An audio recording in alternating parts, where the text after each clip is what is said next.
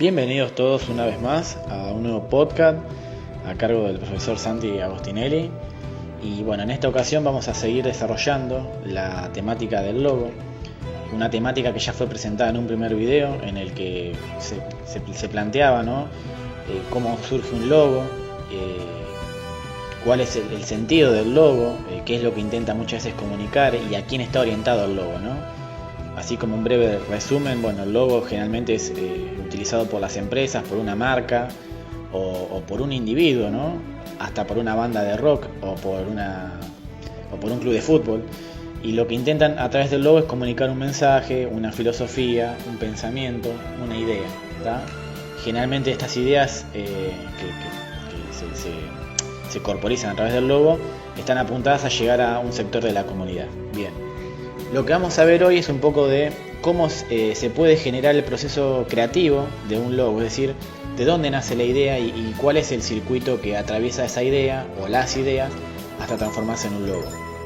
Nosotros vamos a ver puntualmente el caso de tres marcas que son muy conocidas y la primera de ellas es Nike. Bueno, ¿quién no conoce la pipa, no? Nike es una marca súper reconocida, pero pocos conocen el origen de la marca. Bueno, a simple vista el logo de Nike es súper sencillo, uno puede ver una pipa en este caso de color negra, pero sus orígenes se remontan a, en este caso, la historia mitológica.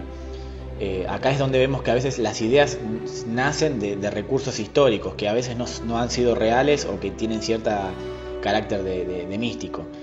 En este caso, bueno, los creadores del logo apelaron a una historia que era la de la diosa Atenea. Para quienes hayan visto alguna serie en manga o de anime, más propiamente Los Caballeros del Zodíaco, el logo nace de la idea de que, bueno, Atenea era la diosa de la guerra y entonces cuando una persona o un país quería ganar una guerra siempre le rendía tributo a Atenas. Atenas tenía en la mano derecha una estatua que era de la diosa Nike, ¿tá? De ahí el nombre de Nike, es como una especie de transposición del término.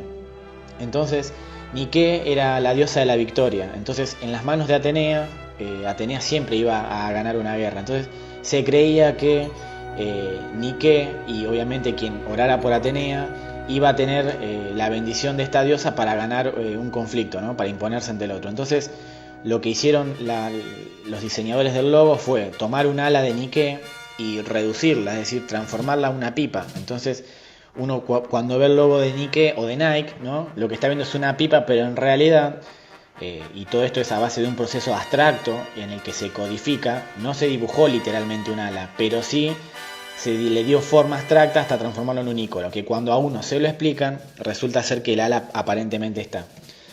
Otro ejemplo es el ejemplo de Apple. El primer logo de Apple, es difícil a veces saber el origen, pero el primer logo muestra a un escudo donde dice Apple Computer Company, y se muestra a una persona que en este caso es Newton, el padre de la física moderna, quien algunos lo conocerán si vieron en algún momento física, la materia, cuestiones de la gravedad. Entonces acá el logo lo que apela es a un científico que está estudiando o está leyendo un libro y que de repente ve que está reposando bajo un árbol y ve que una manzana está como iluminada y esa manzana está próxima a caer. Bueno, lo que cuenta un poco el mito es que Newton descubrió la ley de la gravedad cuando se puso a pensar por qué una manzana le había caído y qué era lo que movilizaba, ¿no? Entonces lo que se asocia acá es que este primer icono es un icono súper complejo que tiene un montón de datos y este fue el primer el icono de Apple, pero yo creo que las personas de Apple cuando se empezaron a reflexionar sobre el icono dijeron, bueno, este icono tiene muchos datos, entonces toda esta información en el que dice Apple Computer Company, está el árbol, la manzana brillante, una persona abajo reposando bajo el árbol, leyendo un libro, unas montañas de fondo, todo eso era demasiada información. ¿Qué hicieron la gente de Apple? Bueno, transformaron ese icono en simplemente una manzana, a la cual se le ha pegado un mordisco. Entonces la manzana simboliza un poco el conocimiento y lo que quiere promover la gente de Apple es que toda persona que prueba del producto de Apple, como en sí, va a tener acceso a ese conocimiento. Otro mito, esto por ahí más que ver con una cuestión más religiosa, apela al mito de Adán y Eva. Como ustedes algunos sabrán, Adán y Eva son dos personajes que surgen de la Biblia. Y bueno, lo que cuentan es que Dios en sus comienzos, cuando creó el universo y por consiguiente al séptimo día, bueno, la tierra, creó un paraíso en donde estaban todas las especies animales y entre ellas el hombre, ¿no? Como los que estaban a cargo del paraíso. Entonces Dios les dio la libertad de hacer lo que quisieran, pero les puso la condición de que de entre todas las cosas que podían hacer, había una que no se podía hacer, que era prohibida, que era justamente comer de una manzana que estaba en un árbol, y que esa manzana simbolizaba el conocimiento, es decir, el hombre tenía prohibido comer de esa manzana porque obviamente, bueno, según el mito del conocimiento nacen los pecados y de los pecados el hombre se vuelve malo y todo lo demás. Bueno, como toda persona, el hombre que está en su naturaleza transgredir los límites, lo que hizo fue directamente hacer todo lo contrario de lo que Dios le indicó, es decir, fue y comió del fruto prohibido.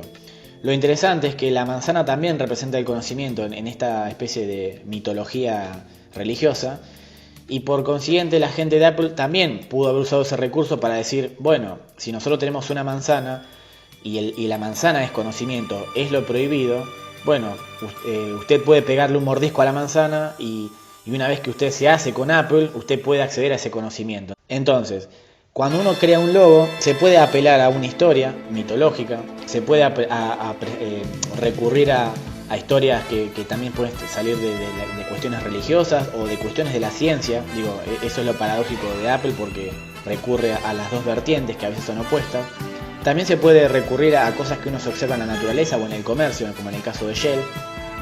Y a veces se pueden encontrar otras situaciones en las que, por ejemplo, si uno quiere crear un icono, se puede combinar varios elementos. Yo acá les puse o les compartí, por ejemplo, en el caso del vino jurásico, Jurassic Wine, en el que se ve como un brontosaurio y entre las piernas se vislumbra una botella. Bueno, a veces un icono se puede crear cuando se parten de dos figuras primarias, en este caso el dinosaurio y la botella, y se combinan en un solo icono que tiene como una doble lectura. Lo mismo pasa con la barbería del aeropuerto, en la que con las tijeras se crea una especie de avión, pero al mismo tiempo la tijera es un elemento de una barbería, de una peluquería. Entonces, bueno, esta era una empresa que había puesto una peluquería en un aeropuerto, entonces nada más oportuno que mezclar el avión del aeropuerto y la tijera. También pasa lo mismo con el logo de la comida para gatos, en la que se ve un tenedor y un gato, y así sucesivamente. Lo que hacen en definitiva es mezclar varios elementos y transformarlos en uno único que tenga una doble lectura, ¿no? El mismo caso corre cuando, por ahí se ve más claro, cuando les muestro el ejemplo del canguro y el rayo, donde por ahí lo que se busca es, bueno, cómo un canguro más la energía se transforma en un canguro veloz. O cuando se quiere dar un toque de sutileza, de firmeza, algo de instinto natural, cuando vemos en el caso de la pluma y el ciervo, o el antílope, bueno, o alguna de las dos, ¿no? Y vemos que se trabaja con las dos figuras, la pluma y el ciervo, y se crea un tercer elemento, ¿no?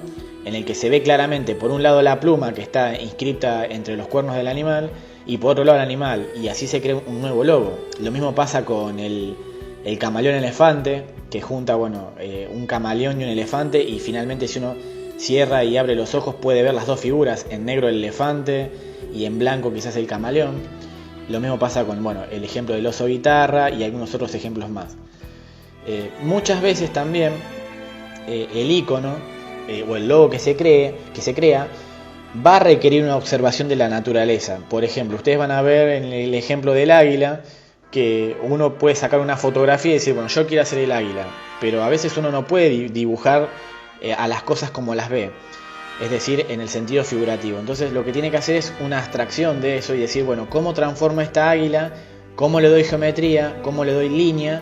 ¿Y cómo represento de otra manera que se pueda volcar en un papel, en este caso, para representar, en este caso, el águila y la R, ¿no? Bueno, ahí vemos un caso en el que se toma la letra R, se toma la foto de un águila, se va haciendo un trabajo con geometrías, con lápices, con formas, probando, obviamente que nosotros estamos viendo el resultado final, y sobre esa prueba también pruebas de color, en blanco y negro, con fondos rojos, con fondo negro y rojo y negro.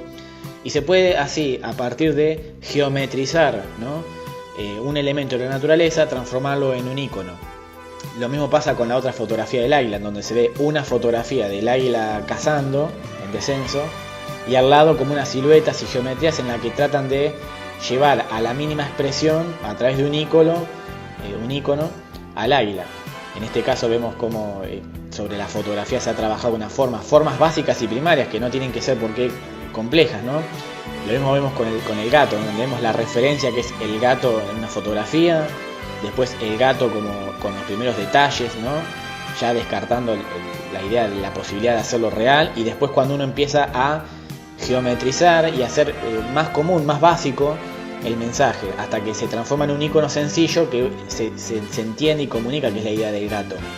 Lo mismo pasa con el ejemplo del perro, que vemos el perro con la manta, un dibujo que parece sumamente complejo, pero que cuando uno lo reduce a la mínima expresión y a las líneas justas y obviamente geométricas, podemos ver que es posible llevar el icono a algo geométrico y que tiene trazos sencillos y que se puedan comunicar simbolizando lo mismo, ¿no? Lo mismo, bueno, a veces pasa también que uno por ahí quiere hacer un icono y lo quiere relacionar con palabras, ¿no? Esto es muy, muy habitual. Bueno, yo les puse ahí el ejemplo de la R y la nena con el globo, donde se combinan dos elementos y se puede hacer la lectura, ¿no? del globo en el negativo, en lo negro, y la letra R. También pasa con otros animales, por ejemplo rabbit, que en inglés significa en español conejo. Bueno, está bueno poner la R de conejo en inglés y adentro del conejo en el lugar de la R, y es como que se ven las dos cosas, ¿no? Por un lado la letra y por el otro lado el conejo. Todos estos son argumentos, van a haber otros, como cuando uno quiere mezclar la B como palabra, más bird, que es como ave, o en este caso un águila, y cuando los dos elementos se combinan pueden generar un tercer elemento y verse en ese elemento los dos elementos que generaban esta alquimia, ¿no? Este como nuevo tercer elemento. Así que bueno, lo mismo con el caso del tiranosaurio, del toro de Texas o del gato, ¿no? Es decir, una forma de hacer iconos es que los iconos también se pueden hacer a través de palabras, y al mismo tiempo la palabra decir qué animal está representando o qué objeto está representando, y en sí mismo también transformar las palabras en un elemento vivo o en un objeto, como uno quiera decir. El icono puede tener una doble lectura. Yo apelé a hacer este pequeño podcast o video ilustrativo para que uno tome referencias, pueda captar ideas y ver que en realidad uno puede inventar un montón de cosas. Algunas van a tener el origen en algo mítico, en algo puede ser hasta religioso, o en algo imaginario, en algo de la fantasía también, o en datos reales como lo que fue Newton, que fue alguien que realmente existió, no es un personaje inventado. También puede tener su origen en las letras, en objetos de la naturaleza, o combinando uno, dos o más objetos para crear un objeto nuevo. Lo interesante es que, para crear un icono muchas veces hay que apelar a la imaginación, entender que forma parte de un proceso, entender que hay que usar geometrías, entender que hay que codificar las cosas, que uno no puede dibujar simplemente lo que ve, que hay que reducirlo, no siempre hay que dibujar todo como si fuera un pintor del Renacimiento, y que también se pueden hacer cosas creativas con obviamente el color, la forma y todo lo demás. Así que espero que este podcast no se haya hecho tan largo, y espero que sirva de inspiración para todos los que están comenzando con el diseño del logo de la especialidad. Así que les deseo mucha suerte y seguimos trabajando en el aula.